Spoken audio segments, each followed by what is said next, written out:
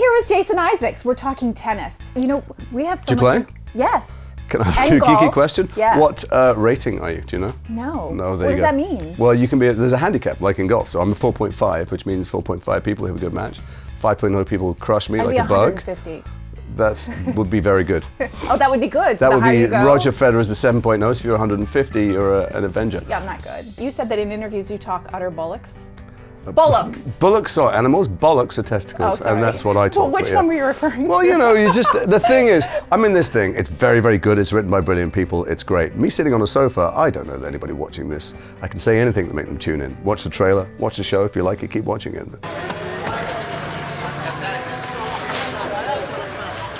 Hey, what the hell are you doing here? Police business. Good job. Try to go around my back. Now I'm gonna go around yours. You're meant to be giving us a pass on this. Hold on a second. You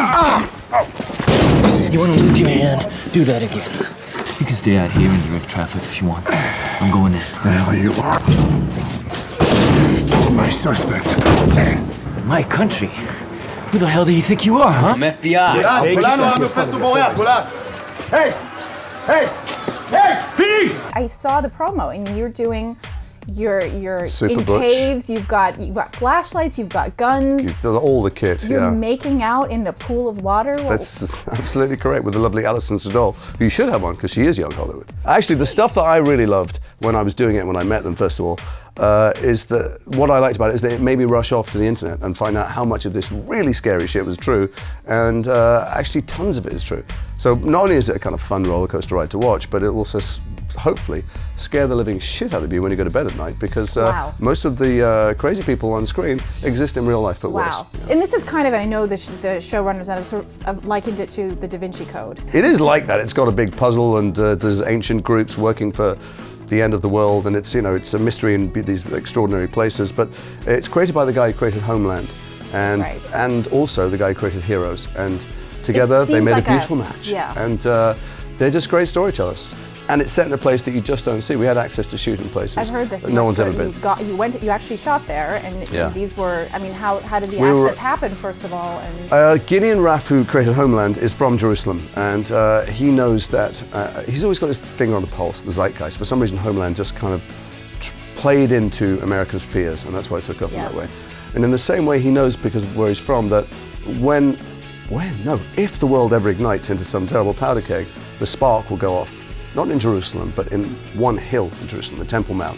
That's the place where, if something goes wrong, though these nasty forces of the world lined up against each other are likely to collide. And so he's always thought that's a place to set a story. How has this role been sort of a stretch or different or challenging compared to anything you've done before? Well, what was different, I think, is that I'm aware that, while it's a fantasy, I mean, it's a fantasy, and they've exaggerated things and made them, you know, exciting to watch, but there's very real danger in the world right now. You don't need to look very far to find out how the world is poised on the brink all the time.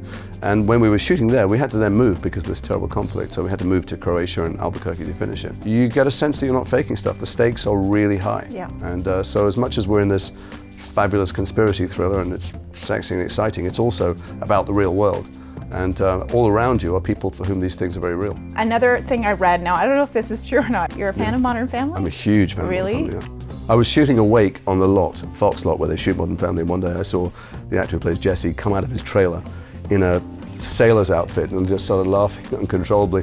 I didn't know what the story was, didn't know why he was doing it. I love the show, I love all of them. Ty Burrell as well was in Black Hawk Down.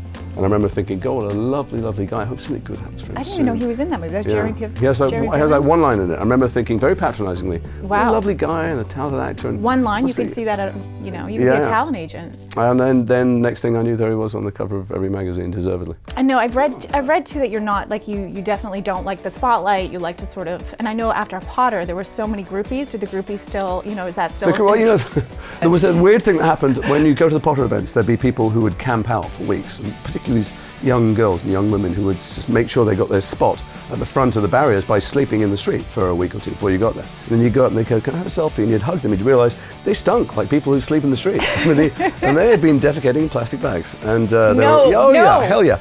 And so it was an odd thing that there were these just thousands and thousands of very sweet kids who stunk like a dead body. I thought you were going to tell the story, the one about the woman, I think the mother or something, that like grabbed you behind in the... Oh no, that happens. No, but we were in Florida opening the theme park or launching the DVD or something that we do, and there were thousands of people lined up there who'd come from all over the country. And a woman goes, and they're mostly kids, obviously. And the woman goes, "Will you sign my breasts?" And I go, "Put them away! What are you doing? What are you doing? You're surrounded by kids. Do you have kids?" She goes, "I have 8 kids." And I go, "Well, what do they think?" And they all went, "Do it, do it, do it," because they were standing right next to their mum. So that was odd. It was great having you here. Thanks very much. Thanks for having me. coming in. I'll see you on the golf course.